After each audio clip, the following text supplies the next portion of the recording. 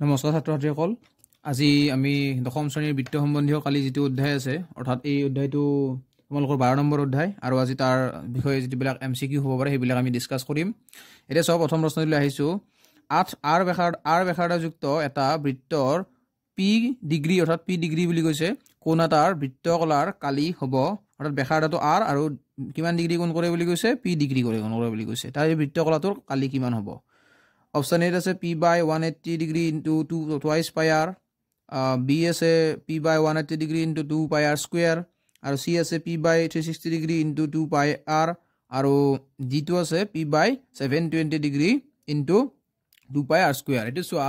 মন কৰিবা HSLC 2015 এটো আহি গৈছে এটা সোৱা যিকোনো এটা যদি আমাৰ বৃত্তকলা অৰ্থাৎ বৃত্তকলাৰ কালি বৃত্তকলাৰ কালি বুলি গলে আমি কেনেকৈ লিখিব পাৰো আমি কেনেকৈ লিখিছিলো যদি থিটা কোণ হয় তেতিয়া হলে থিটা বাই 360 ডিগ্ৰী ইনটু পাই r স্কয়াৰ এনেকৈ লিখিছিলো ইয়াত আমাক কোণটো দিয়া আছে p ডিগ্ৰী বুলি কৈ দিয়া আছে আৰু ব্যাসাৰ্ধটো r দিয়া বুলি কৈ সো ইয়াতে কি হ'ব থিটা জাগাত কি হৈ যাব p হৈ যাব p বাই 360 ডিগ্ৰী ইনটু পাই টু পাই থাকিব আৰু এটো স্মলাৰ আছিল এটো কিমান দিছে আমাক ক্যাপিটাল r বুলি কৈ দিছে সো ক্যাপিটাল r বুলি ক'লে r স্কয়াৰ এটো হ'ব কিন্তু সো অপচন বিলাকত দেখিছা 360 ডিগ্ৰী থকা কোনটো আছে এটো আছে কিন্তু ইয়াত কি আছে টুৱাইস পাই r আছে কিন্তু হ'ব লাগিছিল কি পাই r স্কয়াৰ এতিয়া সো আমি যদি এই অপচনটো চাও এই অপচনটো তোমালোকে মন কৰা p বাই 720 ডিগ্ৰী আছে 720 ডিগ্ৰী অৰ্থাৎ p বাই 720 ডিগ্ৰী যদি হৈ যাব অৰ্থাৎ ইয়াত 360 ডিগ্ৰী কিমান পূৰণ হ'ব 2 পূৰণ হ'ব সো সাইডতো আমি এটা 2 পূৰণ কৰিছে 2 আৰু 720 কাটা কাটি যায় 360 ডিগ্ৰী হৈ যায় অপচন তোমালোকৰ এটো হৈ যাব p বাই 720 ডিগ্ৰী ইনটু টুৱাইস পাই r square so option D টো কাৰেক্ট হৈ যাব বুজিবলা নিশ্চয় তোমালোকে এনেকৈ টেকনিক্যালি দিয়া থাকে বস্তুবিলাক ডাইৰেক্টলি পোৱা না যায় গতে কেতিয়াবা তোমালোকে এইখিনি বস্তু মনোযোগ দিবা এতিয়া সোৱা আমি 2 নম্বৰ প্ৰশ্নলৈ আহিছো এটা বৃত্তৰ পৰিধি 44 সেন্টিমিটাৰ অৰ্থাৎ 44 সেন্টিমিটাৰ হলে ইয়াৰ কালি হ'ব অৰ্থাৎ বৃত্তটো পৰিধিটো আমাক দিছে দিয়া আছে 44 সেন্টিমিটাৰ বুলি কৈ দিয়া আছে আৰু যেটো কালি হ'ব এটো আমাক দিছে অপচন এ আছে 276 সেন্টিমিটাৰ স্কয়াৰ বি আছে 44 সেন্টিমিটাৰ স্কয়াৰ আৰু সি আছে 176 সেন্টিমিটাৰ স্কয়াৰ আৰু অপচন ডি আছে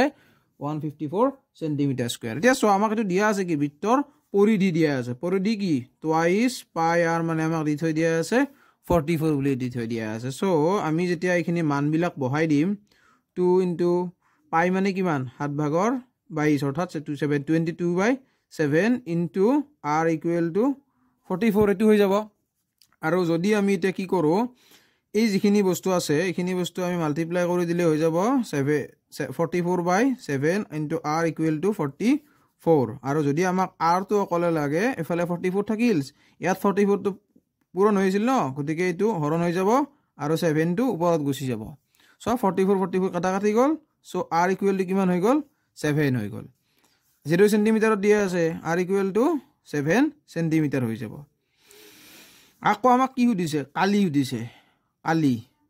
কালিৰ সূত্ৰটো কি হয় পাই r স্কয়াৰ পাই মানে কিমান 7 ভাগৰ 22 আৰু r মানে তোমালোকে কিমান পালা r মানে পাই গলা 7 পাই গলা গতিকে 7 into 7 সেন্টিমিটার স্কয়াৰ so 7 কাটা কাটি গল থাকি গল কিমান 22 into 7 centimetre square equal to এটো যদি তোমালোকে মাল্টিপ্লাই কৰা পাই যাবা 154 সেন্টিমিটার স্কয়ার এটা অপচন কোড আছে অপচন ডি আছে so option D is the correct answer নিশ্চয় বুজিবলা তোমালোকে এতিয়া আমি নেক্সট প্ৰশ্নত আগবাঢ়িছো এতিয়া আমি 3 নম্বৰ প্ৰশ্নত আহিছো 6 সেন্টিমিটাৰ অৰ্থাৎ 6 সেন্টিমিটাৰ বাহু বিশিষ্ট বৰ্গ এটাৰ বাহুকেইটাক স্পৰ্শ কৰাকৈ আঁকিব পৰা বৃত্তটোৰ কালি হ'ব আৰু এটো কি বুলি দিছে অপচন এ আছে 36 পাই সেন্টিমিটাৰ স্কয়াৰ অপচন বি দিছে 18 পাই সেন্টিমিটাৰ স্কয়াৰ অপচন সি আছে 12 পাই সেন্টিমিটাৰ স্কয়াৰ আৰু ডি আছে 9 পাই সেন্টিমিটাৰ স্কয়াৰ এটো কিমান চনত আহিছিল সো HSLC 2017 ত আহিছিল মনত ৰাখিবা এটো ইম্পৰ্টেন্ট হয় আগতে আহি গৈছে গতিকে এবাৰো আহিব পাৰে নিশ্চয় এটা কি দিছে 6 সেন্টিমিটাৰ বাহু বিশিষ্ট বৰ্গ বুলি কৈছে সো তোমালোকে এটো বস্তু মনত আইডিয়া কৰি লোৱা এটা যে এটা বৰ্গৰ কথা কৈছে আমাক এটা বৰ্গৰ কথা কৈছে যেটো নেকি কিমান হ'ব এই যেটো লেংথ আছে এটো কিমান হৈ যাব 6 সেন্টিমিটাৰ হৈ যাব ইফালে 6 চাৰিওফালে 6 এতিয়া কৈছে যি আমাক কি এটা বৰ্গটোক বাহুকেইটাক স্পৰ্শ কৰা এটা কি আঁকিব দিছে বৃত্ত আঁকিব দিছে সো বৃত্তটো আমাৰ ইয়াৰ ভিতৰত যদি আমি আকৌ এনেকুৱা টাইপৰ এটা বৃত্ত আহি যাব এতিয়া আমাক সুধিছে বৃত্তটোৰ কালি কিমান হ'ব এতিয়া চোৱা বৃত্তটোৰ কালি বুলি কোৱাৰ লগে প্ৰথমতে আমি তাৰ ব্যাসাৰ্ধটো জানিব লাগিল ব্যাসাৰ্ধটো আমি ধৰি ল'লোঁ যে এইটো O বিন্দু আৰু ইয়াৰ পৰা ইয়ালৈকে এডাল ব্যাসাৰ্ধ এতিয়া চোৱা এই যিডাল আছে এইডালৰ সমান হৈছে কি নাই এইখিনিৰ সমান হৈছে কি নাই আৰু ইফালে এইটো বৰ্গ বুলি কৈছে চ' এইটো কিমান হৈ যাব 3 সেণ্টিমিটাৰ হৈ যাব মানে আমি r মানে কিমান পাই গ'লো 3 সেণ্টিমিটাৰ আমাক কালি সুধি আছে গতিকে কি লিখিম বৃত্তৰ কালি সমান পাই r স্কয়াৰ পাইটো থাকিল আৰু r স্কয়াৰ মানে কিমান আছে 3 স্কয়াৰ সো এইটো কিমান পাই গলা 9 পাই আৰু যেটো ইউনিটটো কি আছিল সেন্টিমিটাৰ আছিল কিমান 9 পাই সেন্টিমিটাৰ স্কয়াৰ 9 পাই সেন্টিমিটাৰ স্কয়াৰ কোড আছে অপচন ডি আছে so option D is the correct answer এতিয়া চোৱা আমি 4 নম্বৰ প্ৰশ্নত আহিছো কি দিছে যদি এটা বৃত্তৰ পৰিধি 22 সেন্টিমিটাৰ হয় তেতিয়াহলে এটা চুকৰ কালি হ'ব কি বুলি কৈছে সব পৰিধিটো ইয়া আছে আমাক 22 সেন্টিমিটাৰ আৰু তেতিয়া হলে বৃত্তটোৰ এটা চুকৰ কালি সুধিছে অপচন এ বি সি এনেকুৱা তিনটা দি থৈ দিয়া আছে চাৰিটা দি থৈ দিয়া আছে আৰু এটো চোৱা এইচএসএলসি 2018 ত আহি গৈছে 2018 ত আহি গৈছে এটা এটা বৃত্তৰ পৰিধি দিয়া আছে পৰিধি মানে কি টুৱাইস পাই r কিমান দিয়া আছে 22 সেন্টিমিটাৰ বুলি দি থৈ দিয়া আছে এতিয়া যদি আমি এইখিনি কৰো পাই r মানে কি পাম 22 ডিভাইডেড বাই 2 সেন্টিমিটাৰ পাম সো সেন্টিমিটাৰটো নালাগে বাৰু ইয়াতে পাই মানে কিমান 7/22 পাই ইনটু r মানে কিমান পালো আমি 11 পাই গলো এতিয়া চোৱা আমি যদি অকল r টো লাগে আমাক তেতিয়া কি পাম 11 ডিভাইডেড বাই 22 ইনটু 7 আৰু এইফালে যদি আমি এনেকুৱাকে 11 এৰ ইয়াতে দুবাৰ যদি কৰো তেতিয়া হলে r মানে কিমান পাই যাম r টো পাই যাম আমি 7/2 এতিয়া আমাক কৈছে এটা বৃত্তৰ চুকৰ কালি কিমান চুকৰ বৃত্তৰ চুকৰ কালি কিমান পাইছিলো আমি থিটা বাই 90 ডিগ্ৰী বাই 360 ডিগ্ৰী ইনটু পাই r স্কয়াৰ এটো আছিল চুকৰ কালি অৰ্থাৎ 90 ডিগ্ৰীটো থাকি গল আৰু 360 ডিগ্ৰী থাকিল পাই মানে কিমান আছে পাই মানে আমি জানো যে 7/22 আৰু r স্কয়াৰ মানে কি এতে 7/2 হোল স্কয়াৰ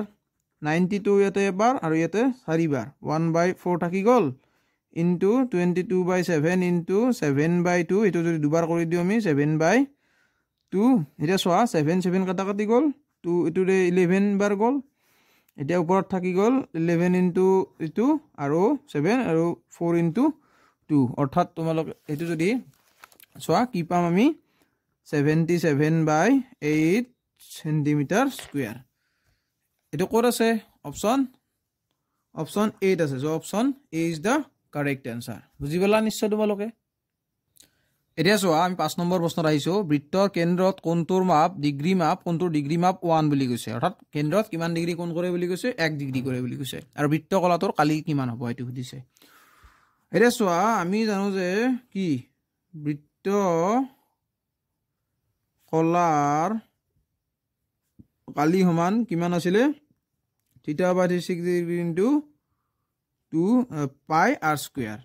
এতিয়া আমাক থিটাটো কিমান বুলি কৈছে থিটাটো আমাক কিমান 1 ডিগ্ৰী বুলি কৈছে এতেকে এতিয়া বৃত্ত কলাৰ কালি সমান কিমান হ'ব থিটা জায়গাত কিমান হৈ যাব 1 আহি যাব আৰু এতে তলত 360 ডিগ্ৰী ইনটু পাই r স্কয়াৰ 1/360 ডিগ্ৰী পাই r স্কয়াৰ আৰু এটো যদি আমি ভালকে লিখি দিও কি হৈ যাব ওপৰত পাই r স্কয়াৰ থাকি যাব আৰু তলত কিমান হৈ যাব 360 degree so option D is the correct answer এটো বুজি গলা নিশ্চয় তোমালোকে এতিয়া আমি নেক্সট প্ৰশ্নত আগবাঢ়িছো এই কোৱেশ্চনটো 2019 ত আহিছিল মনত ৰাখিবা এইচএসএলসি 2019 ত এই কোৱেশ্চনটো আহি গৈছে এতিয়া চোৱা আমি আজিৰ অন্তিমটো প্ৰশ্নলৈ আহিছো কি দিছে চোৱা বৃত্তৰ কেন্দ্ৰত কোণটোৰ ডিগ্ৰী মাপ থিটা অৰ্থাৎ কেন্দ্ৰত কিমান ডিগ্ৰী কোণ কৰে বুলি কৈছে থিটা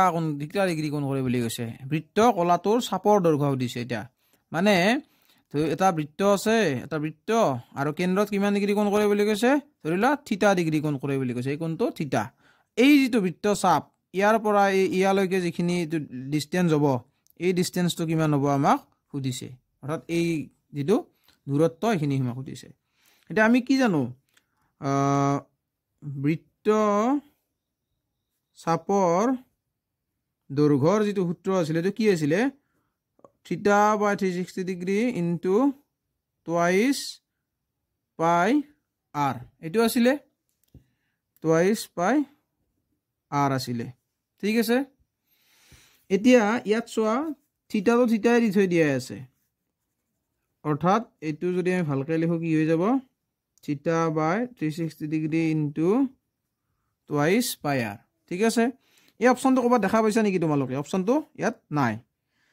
কিন্তু এটা বস্তু তোমালোকে দেখা পাবা যে ইয়াত 2 আছে ইয়াত 360 আছে সো এইটো আমি ইচ্ছা কৰিলে কাটি দিব পাৰো 2 ৰে